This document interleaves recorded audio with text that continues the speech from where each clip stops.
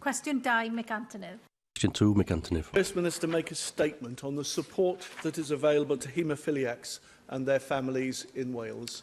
Thank the member for that question. Services available to people in Wales with haemophilia include specialist physiotherapy, psychology, social services and access to latest treatments. In addition, the Welsh Infected Blood Support Scheme provides a package of financial and other measures for people affected by infected blood. First Minister, you will recognise, as most of us here do, that the contaminated blood scandal is one of the great and terrible scandals that's occurred, admittedly well before devolution, but one where there is a legacy with us to this day. You'll also be pleased to, I'm sure, to welcome the commencement at long last of the contaminated blood inquiry, which has started to take place. And I'm sure you will also welcome the actual work that Julie Morgan has done with Haemophilia Wales and with the families and the victims throughout Wales, and the work she's done with the cross-party group.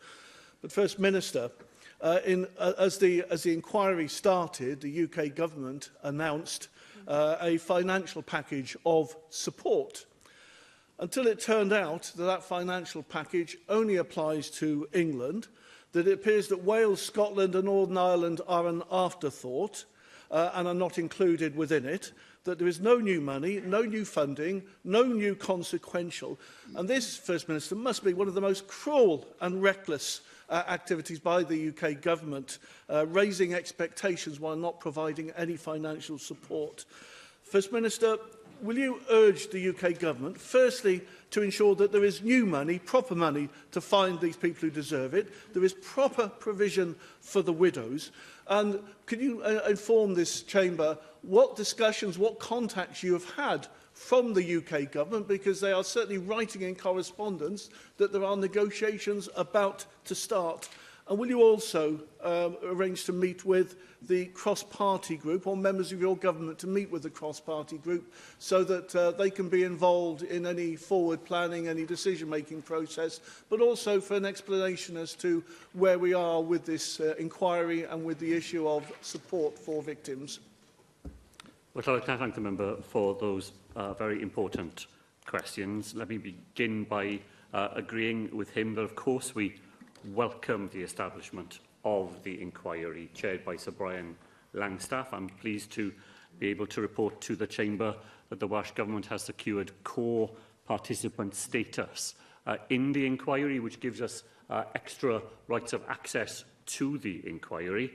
And the inquiry, I understand, intends to come to Wales on the 23rd of July, and will spend 4 days here taking evidence directly from those affected and those infected in the contaminated blood scandal. And we will do whatever we can as a Welsh Government to assist people to make sure that they can put their case to the inquiry.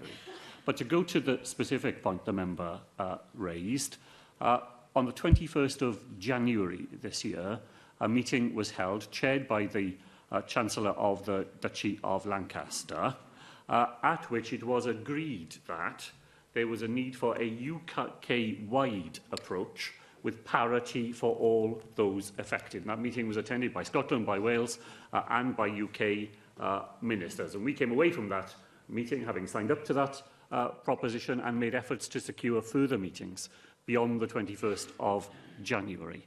However, on the 30th of April, the first day of the infected blood inquiry, the UK government made a unilateral announcement of additional funding for English patients only. There was no consultation, there was no prior ministerial notice, and it was a breach of the agreement that had been reached on the 21st of January. We've since had a letter from a junior minister at the Department of Health. It takes your breath away, really, when she says to us, I believe, she says, that we could all benefit from greater dialogue and cooperation on these matters. It beggars belief, really, that such a letter could be sent to us when they had done exactly the opposite. The campaigners, the charities and campaign groups who had been part of the meeting on the 21st of January have since written to the Prime Minister saying that their understanding was that those discussions were for the whole of the United Kingdom, We assumed, they said, that the decision involved devolved administrations, and have learned with a mixture of disappointment, anger and frustration that that has turned out not to be the case. Now, Llywydd, during the first decade of devolution, the government at the UK level observed scrupulously the agreement that anything that had happened prior to devolution was a cost on the UK government. Things that have happened since devolution, of course, are a cost on us here. The awful scandal in contaminated blood happened many, many years before devolution, and the devolution rules seem to me unambiguously to require that if money is provided by the UK government for patients in England, then the same help must be available to patients throughout the United Kingdom, and we will continue to make that case as vigorously as we can with UK ministers. Janet Finch-Saunders. Diolch, Llywydd.